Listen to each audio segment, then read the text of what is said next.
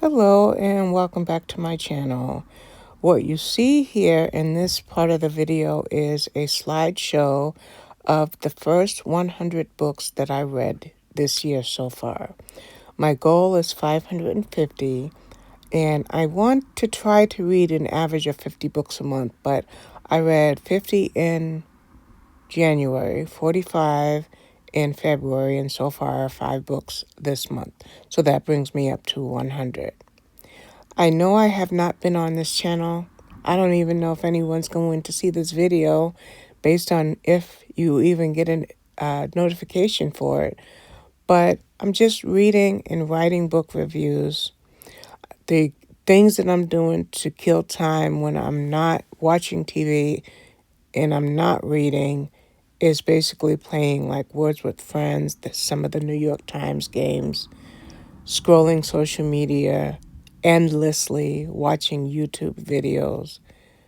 But with all that said and done, I don't really have any desire to sit down at my puzzle table to make puzzle content. There was a disconnect with me, and when that disconnect happens, it takes time for me to regroup. However, in the mind of me, in the idea of me regrouping, I have been spending a lot of time with my grandchildren.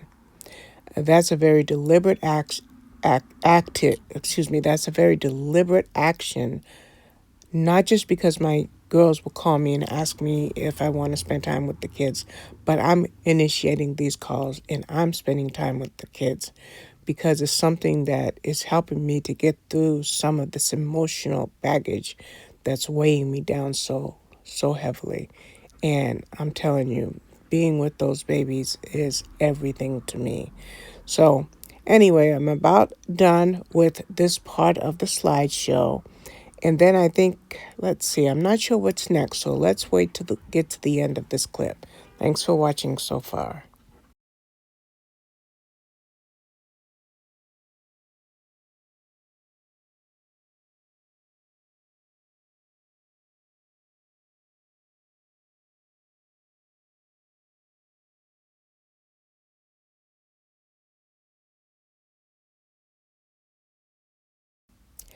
So I have listened to 57 audiobooks this year so far.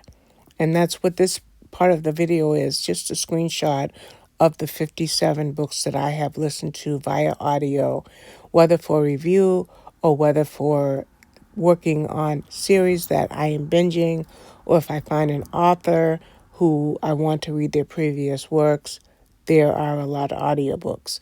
So what I'm showing right here is the audiobooks in the order in which I listen to them, interspersed with Kindle books or a couple of ebooks that were from my library. I think 5 or 6 books were from the library that were not in ebook format. They were not in Kindle book format. They were just in ebook format.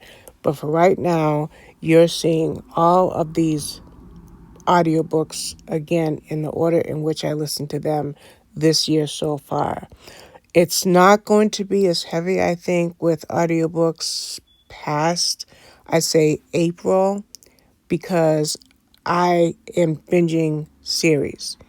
And I don't know that there's any other series other than the Ellie Alexander Bake Shop mystery series that I plan on binging for 2025. But as long as publishers on NetGalley like Dreamscape Media, Harlequin Audio, Harper Audio, and maybe 1 or 2 more, as long as Macmillan Audio, there we go. As long as they are continuing to give me these audiobooks for review, I'm going to request them and make them a part of my monthly books that I share with you on this channel. No matter where I'm collecting my stats, I'm always going to be transparent with you as far as the format of the books that I read or listen to. And that is obviously the case on my blog, and it's the case on any social media platforms that I post on, and it's the case whenever I talk about books here on this channel. Now, this is the 6th or 7th year that I'm using Brock's reading spreadsheet, And one of the graphs that it gives me is reading versus listen. So pages read is 40%, but pages listened is 59.7%. Another thing that's collated with this reading spreadsheet is hours of reading versus hours of listening. So pages read, hours listened, the location of where I got the books, whether I'm using them as or reviewing them as review titles or whether I'm reviewing them as ebook titles, whether the characters are mostly male or female, whether the the authors are male or female, the genres, format, I love keeping track of it all. And then the last thing I wanted to show you are these calendars that the Bookly app keeps. It not only keeps those calendars, but it also keeps these screenshots that I'm going to bring you that just shows you all the books that I have read for 2025 so far. But before I show you the Bookly screenshots that I want to show you, I just want to say that I have slowed this part of the video down so that if you're really, really keenly interested in any type of way that I read, you can easily freeze your screen and get a good snapshot of what I do.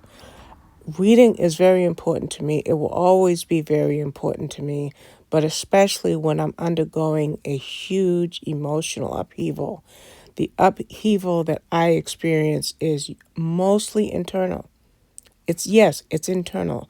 It's not something that I can blame on anybody in my life or any situation in my life. It's just the internal battle that I experience.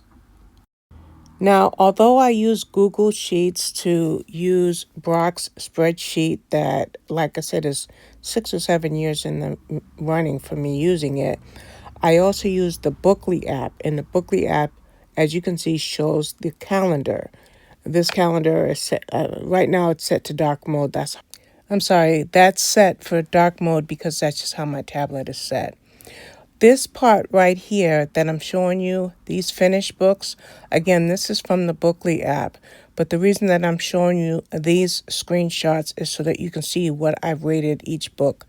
Most of the books I rate are between 4 and 5 stars. So my average for ratings is 4.38, I believe, for 2025 so far.